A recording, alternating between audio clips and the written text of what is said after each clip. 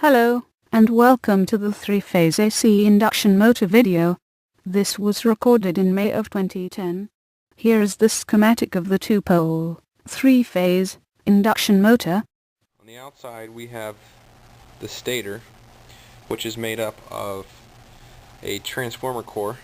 It's kind of hard to tell, but this is an E section right here. We have a piece of metal essentially coming through the coil to concentrate the magnetic field, and we also have the I section right here linking all of the E sections together. And as you can see, you got 6 coils in total. This coil and this coil are wired in series, and same goes for this coil, this coil, and this coil, and this coil. And in the center we have the rotor, which is made up of a coffee can, basically cut down.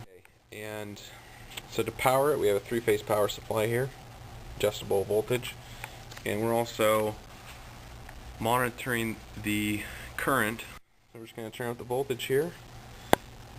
Hopefully it works.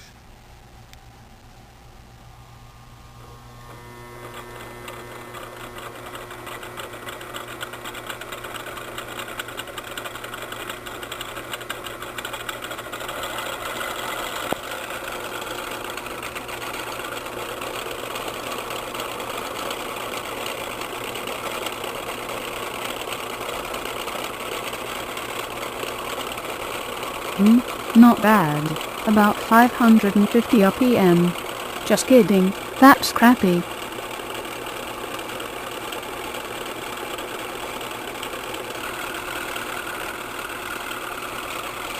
That's spinning happily right there.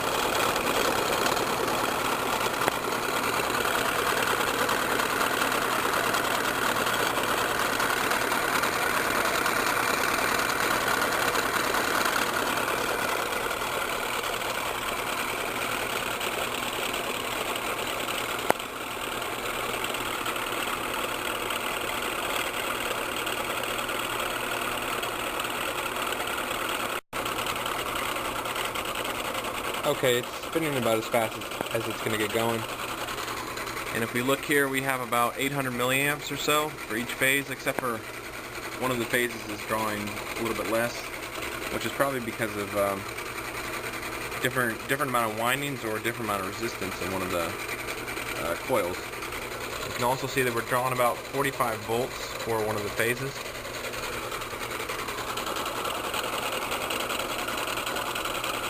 Okay, so we're going to turn off the power and let it spin down, and we will try a different rotor and see what happens. Rotor number 2.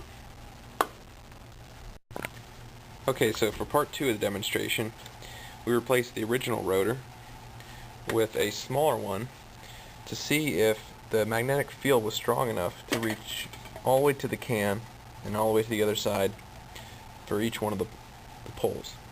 So the professor, who frankly doesn't know what he's talking about half the time, said that the field wasn't strong enough to cut through the rotor and go to the other side.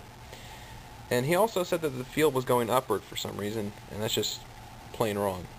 But anyways, we installed the second rotor here, and we'll apply some voltage and see what happens.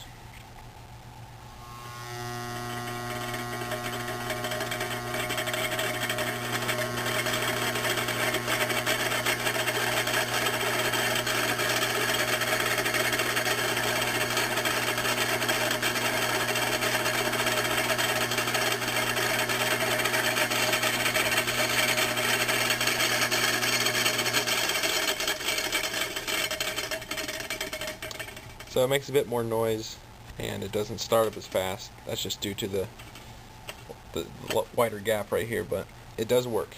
And that concludes test number 2.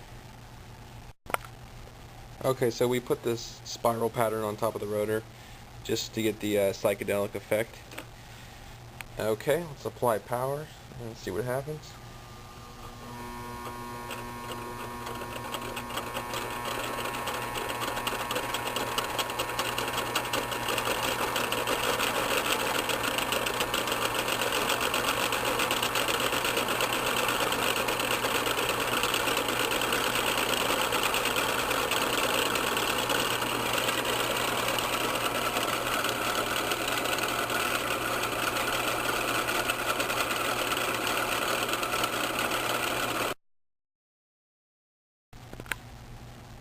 Okay, for the final test, we removed 3 of the coils, and the remaining 3 coils are wired in a delta configuration, something like this right here. Okay, so applying some voltage, let's see what happens.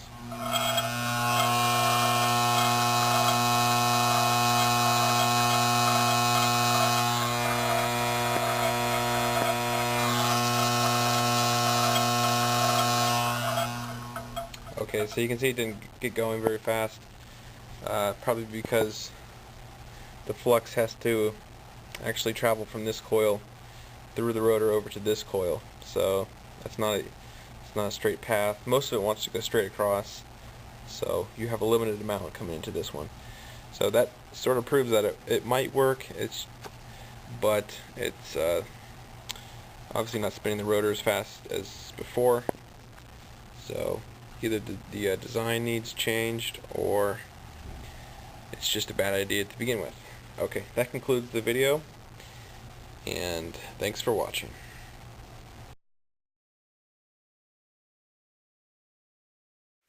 Here's another test where we're going to put a DC current through the coil and see if it can attract the can from that distance. Okay, turning up the current.